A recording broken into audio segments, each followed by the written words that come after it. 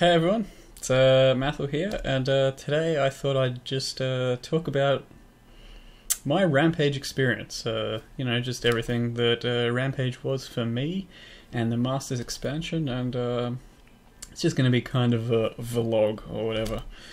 And it will very likely be too long didn't watch for most people. But to start with, I'll just talk about Rampage. So I did actually play it quite a bit because I found it a pretty engaging league or expansion. Maybe not so much the league, but overall the full package, I kept wanting to make characters and kept wanting to try stuff out, and I was having a lot of fun. So as you can see, I made, I don't know, something like 10 characters. I think 4 of which went 90 plus. So Rampage itself was just the kill streak stuff. And, it didn't really feel like the greatest league mod, but in the end it actually did help quite a bit. Like, you do notice that certain mods do some damage. You know, they clear a few packs up, they stun a whole bunch of stuff. Like that first tier stun is actually quite useful, and I found it to be very beneficial in many situations. But on the downside, you had the weapons and stuff. So while they're fun to see, like the first time around, you're like, oh hey, cool, bows and spinning things and whatever. They just really kind of fall flat. They don't do much damage, and they linger around and take away the threat or aggro of other monsters. And it just kind of slows you down even, and it's pretty annoying. So aside from that, you had a bit of ups and downs, but it wasn't quite what, let's say the strong boxes or the exiles were. But that said, all of that was still in the league, this new league together, so it came into a huge package of pretty good league still, because it's the first time we experienced everything together. Aside from that, Rampage itself didn't have too much to offer, or there's not really much else to say. But the Masters expansion itself, pretty nice, honestly. It made it it made a lot of things very accessible to the general player, not just the richest of the rich. So you could actually craft quite proficiently a lot of items, and more importantly than anything, weapons. So a lot of builds opened up, especially, let's say, physical bow builds. While the passive tree was changed and it did make it friendlier, it was just a lot easier to actually craft bows and have a good bow or a good dagger for other certain builds. So the crafting part of the Masters expansion was actually really nice for the middle game. It's still not going to help you too much.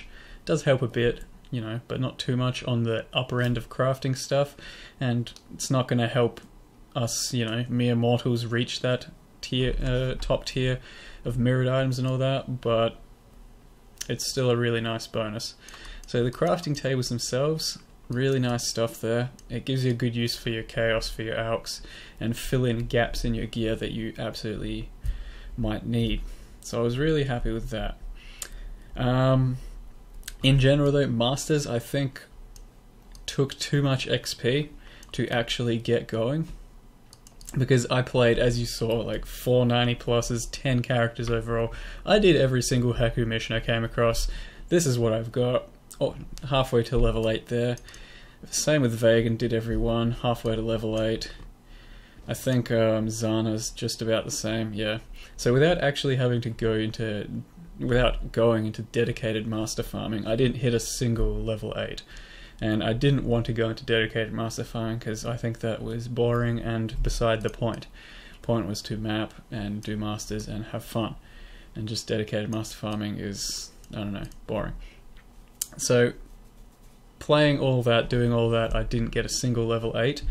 And all of them I think are pretty much 7, except for Varici, who's almost 7, and Katarina, who I left at 6 I think, because I don't do Katarina quests. That is one of my gripes. Katarina quests, worst thing ever. Just slowing you down, tedious, boring, not fun at all. So I stopped doing her like after a couple of weeks in, I think.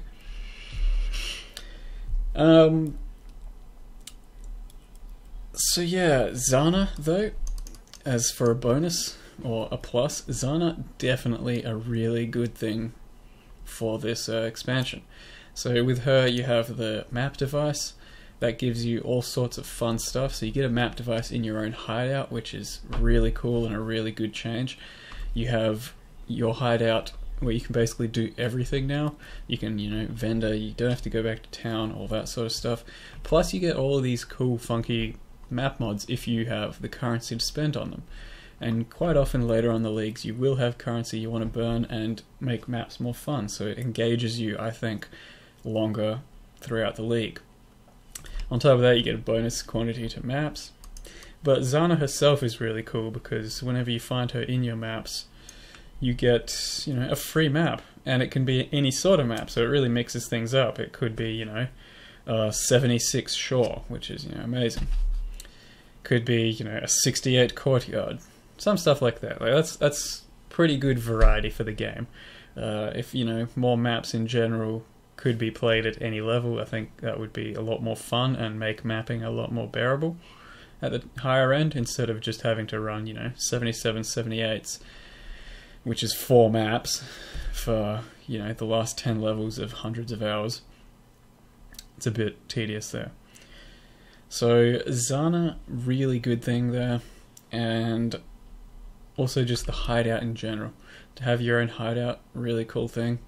I'm not into building them so much myself, I just basic layout, and yeah, it's just somewhere that I can hang out. So it's a really good change for the league and expansion. Can't wait to see what else happens. Crafting, Zana, Masters, pretty good. One other gripe that's kind of unrelated to this though I had was Acuity gloves. I think the fact that they're still in the game is pretty shitty and unchanged. So, you know, granted they're far rarer, but it just kind of makes an even bigger gap between the super rich and the not rich. Because Acuity gloves, the way they are still just way too insane for what they do, you know. A glove slot, which not terribly important in most cases, and it gives you some pretty good stats, but then it gives you the beefiest Vial Pact you've ever seen, because regular Vial Pact now cuts your life leech by 60%. Vial Pact means so you don't have to travel, in most cases, 10 points to get it, and it gives you a far better Vial Pact than is available otherwise. So Acuity gloves, way too strong still. Not happy that they're still in, but doesn't affect me because I don't really go for them, I don't care about them. I just think it's, yeah, something that shouldn't really be in the game. Other than that, another good thing was Fragment drop rates. They changed the, which one? Sacrifice fragments. Where do we got? These. So the drop rates on those is a lot better now. In terms of the, I mean, midnights. Like, throughout all of the last league, I think I did Ed Zeri probably 100 times, and I found, I think, 2 of my own midnights, even with farming quite a few zones, so I probably did a few hundred corrupted zones. I only ever found 2 midnights. I think I was a bit unlucky, but still, it was just far more efficient to buy them from other people. This league, I haven't actually even tried farming corrupted zones. I've just done every one I've come across, and I've probably found about 7 or 8 midnights. So that's a lot better. But it's also, you know, people that want to farm them can farm them pretty quickly, and you can buy them from people reliably. So that's really good. And on top of that, they changed the mortal drop rate to have a much higher chance of hope as well. So I found a few of my own hopes, quite a few of my own hopes, but also they were pretty cheap to start with at the league. So at the start, near the start of the league, maybe the first few weeks, you know, they only cost 3 to 4 exalts for a hope. So an entire set would still cost about 4 exalts, maybe 4.5. I'd usually be buying at 3.5 to 4. And so that let me actually try Atziri on many characters. Uber Atziri, that is. So this league, because of that, the first time I could actually do Uber Atziri's runs, because I just couldn't afford the investment of 20-25 exalts for an attempt last league. So with that, it actually opened up a few of my characters to Uber attempts and success as well. So it just showed the next level that my characters could do, which I was really happy with because it was another challenge to overcome. So that kept me interested for a bit longer than normally for Atziri. You know, instead of just farming regular Atziri and getting bored with it, I had the next level of goal to go for, which was Uber Atziri. And that's what a lot of my characters for the first half of the league or so, you know, had in mind. Will I be able to do Uber Atziri? More often than not, it's a no, because you have to build kind of specifically for it. But it was always a question to be answered. And then later on in the league, the hope prices and stuff started to increase, and everything that sells from Uber Atziri started to decrease, so it became less and less worth doing, so I stopped even trying Uber Atziri runs. Yeah, that's a bit of a shame, because Uber Atziri was fun, but it's just, at a certain point, it stopped becoming worth it entirely, so it was just, you'd operate at too much of a loss to attempt it. I think I ended up doing like 20-25 runs, and I didn't get any gloves, so there was no massive payout. I just kind of like broke even and made a bit of extra currency. But this is back when not everyone was farming it, so I could actually sell my vertexes, axes, and chests. So that wasn't too bad. And that's really kind of all I have to say about Rampage. I'll talk about the characters I made in a second though. But as far as Rampage goes, the league itself, the mod, you know, kill streaks, a little bit underwhelming, but overall it was still, you know, fun. And did a tribute to the overall experience. It's just, it wasn't quite what most of us were hoping for in a standard league, you know.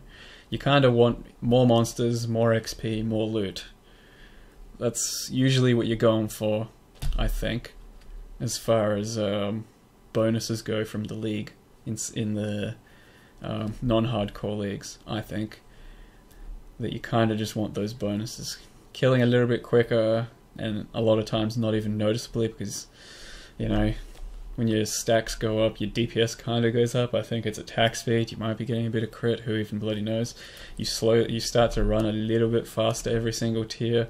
Like, they were pretty ambiguous tiers and rewards from the tiers, so that didn't help, I don't think. If it was more of a clear-cut thing, like, you know, a little buff, bam, you get 10% run speed and 10% attack speed, you know, you'd be like, oh yeah, hell, that's pretty nice. That's a solid couple of passives worth every time I kill 20 monsters. That might have helped. I'm not sure. So anyway, with that, I will talk about the characters I made and how they went with all of this masters and passive changes, and yeah, just my experience with making characters this league, because I think I had a pretty decent one.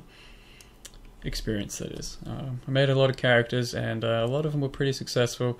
I think making characters, successful characters this league, wasn't too hard because of the passives, because crit was scaling out of control, Heralds were pretty goddamn amazing.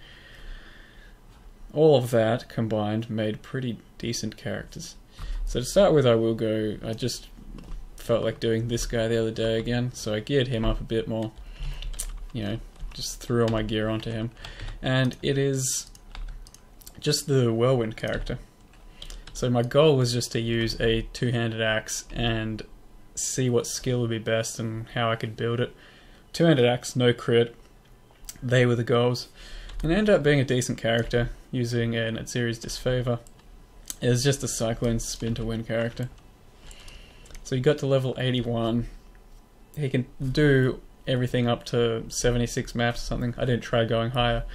Got something like 35k DPS because of 3 frenzy charges and a continuous Deresso Defiance, onslaughting, whatever. So, you know, as far as a solo character goes, this was pretty good, pretty fun. It worked well. It just, it starts to fall short when you compare it to the crit characters. So a crit cyclone build just works a lot better. And I did do a crit cyclone build with 2 swords, and it had something like 2 or 3 times more damage than this, with probably almost the same survivability. So, you know, crit was just kind of too good. But that was an okay character. I don't consider it a failure, it's just that it can't reach up to the same standards as crit characters and some of the other ones I built, because characters became really strong recently. So what was another one I made was, went full casual was my ranger. That was my physical tornado shot and puncture ranger. Ended up turning into my Wind Ripper character. So Wind Ripper was another build I made, which I was really happy with. Both bow builds worked really well and could do just about everything. Wind Ripper itself, not too much changed from the previous version and patch, except for Tornado Shot jumped into play and some bow changes were made. So overall, I think Wind Ripper became a bit stronger, especially with the Heralds factored in. And still a very worthwhile unique, very worth getting. Physical though, Tornado Shot and Puncture, I think became a lot stronger because of Tornado Shot and because of the bow changes, plus, I mean the bow passive changes, plus the master crafting stuff. So you could get a, you know, good 300 DPS crit bow without much currency investment at all, and go, you know, 20-30,000 tornado shot DPS, and puncture scaled crazily off of that type of stuff. So with that, you could just destroy the entire game essentially. It was my first ever Uber series spec with the tornado shot and puncture, and it was pretty insane. Like, it took a bit of playing and actual skill, but once I figured it out, once I got used to it, it wasn't that bad. And it opened the floodgate for a lot of other people to start doing that as well. Once you see someone else do it in a certain way, then you know it's possible, you'll go out and try it as well. And I didn't know it was possible till I took a couple of goes at it, because I'd never done Uber series before. But yeah, once it did work out, I was really happy with how the build performed. Didn't require too many defenses, and it was just strong on DPS, mobility. Defenses weren't strong, but it wasn't necessary to be strong. You could just run around and avoid just about everything, so that was the strength of the defenses there. So Tornado Shot and Puncture physical worked really well. Wind Ripper and Tornado Shot worked really well as well. Both those characters without, how are we gonna say it? I don't know. Unless things get completely gutted next patch, next big patch for bows, I think they'll still be strong characters, strong builds if you choose to play them. The downside was it just kind of felt a bit bland after quite a few hundred maps or whatever. You know. Excuse me.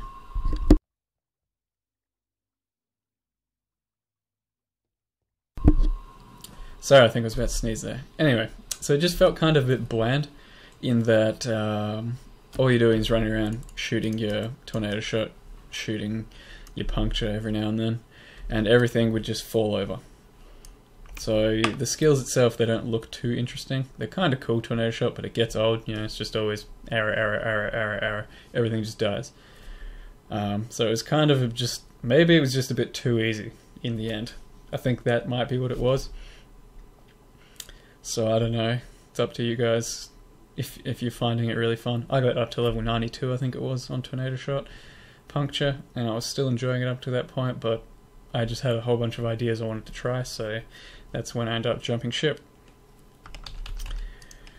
Next character would be the Fakenir, which was level 92 Shadow. I started out with a different shadow. I think you got up to 80, and then I swapped this character onto it. He's not geared at the moment, but Fake Near was the cast on crit cyclone discharge. So we're spinning around and just unleashing discharges everywhere. It was, I was really surprised with how strong it was. So this is the character I made after the Tornado Shot physical character, and I was kind of at a slump at that point, because I was thinking, there's no way I can make anything stronger than this Tornado Shot character, it's just too good. I think I might be done with the game. Then I tried to make this guy just to see as an idea how it would work, because I was thinking I wanted to try out Vol's Protector, the chest, and cast on crit cyclone with a discharge. I've been wanting to use discharge for a long time, so I thought that's probably the best opportunity to shove it in there and try it out. And slowly the build evolved until it was strong enough to actually do high level maps, and then strong enough to do its Zeri, and eventually it did Uber its Zeri too. So I mean, the build was Shadow Start going all the way around there, picking up a whole bunch of crit and a whole bunch of life, and then eventually Valpak too. So it all kind of just made itself after it was, you know, after I figured out the right sort of passive tree, the right chest piece, everything around it fell in place. And on top of that, you could craft pretty sick daggers to go with it. So that's why I kind of went for it, because it wasn't too hard to get the available gear for it.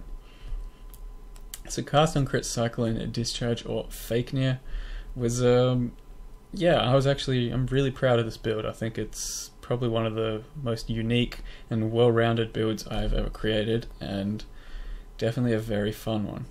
Biggest problem with it is desync, because Cyclone causes quite a bit of desync, and oftentimes you'll be spinning into nothing, you'll be spinning around corners when you're not supposed to be, or you know, you're getting hit by stuff. It's it gets pretty frustrating. So I did make it up to, I think, almost 93, and I'll continue this character on standard once it rolls over, because I'll have a few extra pieces of gear to shove over, and it will be a lot of fun. But the desync does get to you. After a while you just think, shit, I want to play something without desync, and you swap to a character like a bow character or the Flame Blast character that I made. So this is, after, you know, 90 plus levels, for me, I could only really handle it in moderation. So a few maps, a few percentages of bars and stuff like that. It was still super fun, but after a while I'd start to just get annoyed of the desync again. That's just, it is what it is. So I have made a few other characters, like this dual wield swords crit cyclone duelist with an Abyssus and acrobatics and Ondars, and it was a really good character. It could clear everything super quick, it could crush in parties, it could live, it could do its Zeri. It could probably do Uber its Zeri, but I didn't ever invest too many sets or attempts into it. It's just, yeah, melee kind of sucks for that. And it just wasn't ever going to become the best Uber its Zeri spec ever, so I didn't bother going for it too hard. But crafting your own swords was pretty easy. You know, they didn't cost too much to craft, it was pretty fun to do. And that gave me some insane DPS, so I had something like 70,000 on a 5-link. That was a really good amount of DPS as a crit build to just crush everything. So I had a lot of fun with this character. In the end, same thing as with the other one, Cyclone caused a lot of desync, just got a bit bored of it after 92 levels. And I just didn't feel like keeping on going with desync and all that. But great character, I enjoyed it thoroughly. Ball Lightning, I don't think this one's geared at all, but Ball Lightning and Stormcall, yeah, it's got nothing on it, but it was this whole tree. That was a very fun character, but it's something that probably wouldn't have worked the way it did without the Heralds. So the Heralds really did change the game kinda, in that it's a build enabler for a lot of crit builds. because of Herald of Thunder constantly rolling and attaching curse on hit to it, you can get rid of power charge on crit in many situations and just link up Herald of Thunder to Assassin's Mark curse on hit, and that keeps up your power charges. And because Herald of Ice was just so strong, the explosions would clear packs. So it really did a lot of the work for many crit spell builds. I feel a lot of builds that couldn't have been viable, couldn't have been that viable, were turned into amazing builds because of the Heralds. But this character to level and play was insanely fun. It just kind of lacked in the end that I don't know, a few of my other builds would have. The overall picture. The DPS is great. The mobility wasn't amazing. And the defenses were halfway there, I think. I mean, you just randomly die every few levels, from some heavy hitting dudes, some charges, that type of stuff. So it got a little bit annoying. But it was just a lot of fun getting up to at least 85 plus. So I was really happy with Ball Lightning, Crit Ball Lightning, and Vol Stormcall. Stormcall? Yeah, Stormcall. So those are the skills I used for this character, and I had a lot of fun. And then the last character I will talk about is the one I was most recently playing. That is the Flame Blast guy. So I don't have a lot of the stuff on him right now. 2 crit daggers, Carcass Jack, a bunch of random gear, except for Voidbringers, they're not too random. Bunch of random gear, crit Flame Blast, Flame Dab is the spec that I called it. I'm really happy with this build, and I'll probably be taking it over to the 1 week or the next league, depending on if things change or if I come up with something else. I'm going to try and build on this guy in Standard, because that was a lot of fun. And I feel like it's got potential to grow with a bit more expense. So like a level 4 in power, I might get that, might get a 6 link, and then see how far this character can go. Yeah, so that's kind of the builds I wanted to talk about and cover, and how my experience was with making a few of the builds. So Rampage opened up a lot of new builds for me, and I had quite a lot of fun making most of them. There was a couple that didn't quite hit the mark. I did make a Lion Eyes Tornado Shot character. This is what the passive tree looks like. And it was supposed to be a completely non-crit Lion Eyes and general evasion character. See how high the damage you could get on Tornado Shot without going crit was? I got it up to something like 12 or 13,000 on GMP, and it was pretty good. I mean, you could kill everything solo up to like level 75 pretty comfortably, but it just never felt anywhere near as good as the crit version. So that's the problem. A lot of these non-crit builds would be pretty good, and they used to be pretty good. It's just that now the crit builds are a lot better and pretty easy access to get to. So that's why these non-crit builds are falling flat these days. Even though they're pretty good in their own right, they're similar to what they used to be in terms of clear speed, but even better now these days actually. They just aren't anywhere near as good as the crit builds, unfortunately. I just remembered one other thing that I didn't particularly enjoy.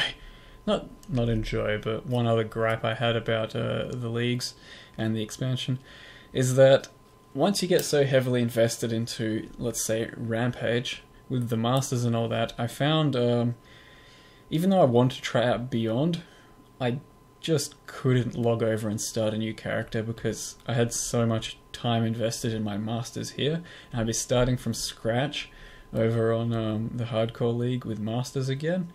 So it just felt like too much of a burden for me after spending so much time on this league to then just start fresh again, especially with Masters and how the XP was, over on another league on Beyond. So if I think they said they're going to reduce the XP on Masters overall next league or whatever, whenever they're going to do that. If that happens, that might actually be good for me to be able to play on both leagues, but I'm really not sure. Yeah, I'm just not sure how to actually tackle this problem, how they could tackle this problem of leveling up Masters in one zone and then having no Masters in the other. It's, I don't know, it just feels a bit... I don't even know the words I'm looking for here anymore. It doesn't feel good transferring from one league to the next when you've invested so much time in one. But anyway, that is what it is. You usually pick a league and stick to it. That's fine. So that's pretty much all I had to say about Rampage and the characters I built. Overall, pretty fun expansion, pretty fun league. I played out the entire 3 months, which I usually never do. 3 months, a bit shorter than the usual 4-month leagues, which is a good bonus, I think. Even though it was 3 months, the last few weeks, last 2 or 3 weeks was pretty dead. So if it was 4 months, I imagine that would have been a bit more pronounced. So yeah, 3 months, not a bad time span. Maybe even a bit shorter could go, but I feel like any shorter you might not want to invest too much in the league. So the league, the expansion, they were both pretty fun. I was happy with both of them, and yeah, I can't wait to see what's next. Hope you guys didn't kill yourselves trying to listen to all that, because it was a fair bit, but if you stuck it out, and yeah, I want to see what I got to say next time, feel free to subscribe. I'll be making plenty more videos about all things Path of Exile, and some workout stuff to come in the future too. I am Mathel, thanks for watching, and see you guys next time.